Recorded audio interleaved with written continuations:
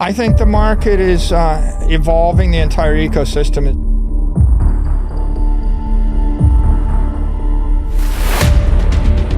À la fin de cette vidéo, tu vas comprendre comment une entreprise normale est devenue un véhicule financier autour de Bitcoin. Pourquoi ça peut marcher, mais surtout pourquoi tout peut sauter en l'air. Bienvenue dans Autopsie d'un empire, épisode 1.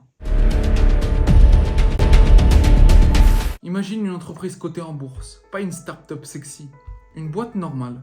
Et son patron se lève un matin et dit « On va transformer notre trésorerie en réserve de Bitcoin. » Il va aller encore plus loin que ça. On va même emprunter de l'argent pour acheter du Bitcoin. Pas 10, pas 50. Une stratégie répétée, assumée et presque religieuse. Soit tu deviens une légende, soit tu détruis tout. Aujourd'hui, on va comprendre le déclencheur, les mécanismes et les risques réels. Si tu restes jusqu'à la fin de cette vidéo, tu vas repartir avec 5 leçons, que tu veuilles investir dans le Bitcoin ou pas. Bonne vidéo. MicroStrategy, c'est quoi? À la base, c'est un logiciel d'analyse de données. Une entreprise très sérieuse. Et comme beaucoup d'entreprises, elle a un coffre, de la trésorerie. Ce vrai problème, c'est que ce coffre, sa trésorerie, perd de la valeur avec le temps. C'est comme un glaçon que tu as dans la main. Tu peux en être fier, mais si tu attends et que tu fais rien, ils font. En juillet 2020, Tyler cherche déjà une solution. Et puis le 11 août 2020, Tyler dit stop.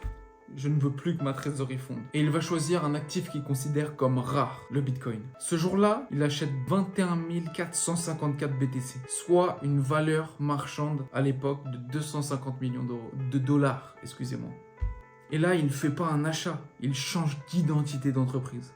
C'est comme une boulangerie qui se réveillait un jour et qui disait « On ne ferait pas juste boulangerie, maintenant on est aussi une banque ». On va comprendre le mécanisme, comment fonctionne Saylor. L'étage 1, c'est l'accumulation. Ils achètent du Bitcoin, puis ils continuent encore et encore. L'étage 2, c'est le financement.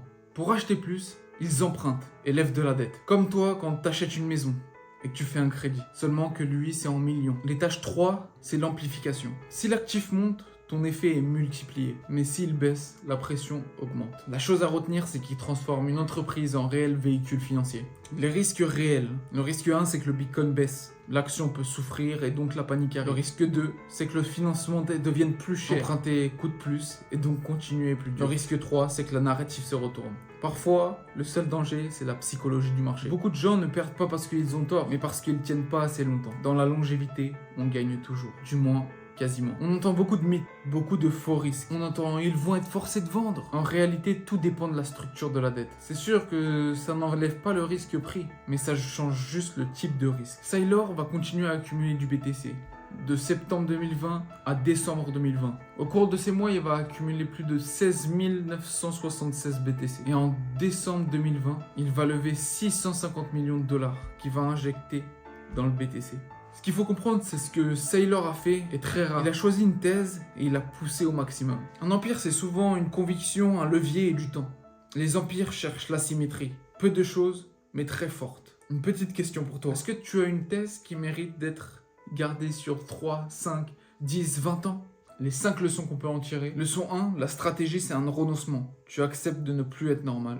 Leçon 2, un levier sans thèse, ça devient dangereux.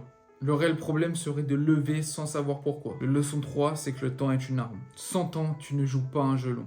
La leçon 4, c'est que la clarté bat la complexité. Son plan est choquant, mais simple. La leçon 5, c'est que ton identité suive tes décisions. Tu deviens ce que tu répètes. Que tu sois d'accord ou pas, c'est une masterclass de conviction. Dis-moi dans les commentaires si c'est un génie ou il est voué à une bombe à retardement. N'hésite pas aussi à me dire si cet épisode de Autopsie d'un empire t'a plu. Si tu en voudrais un autre avec une autre entreprise, merci d'avoir regardé cette vidéo. C'était Luigi. Ciao.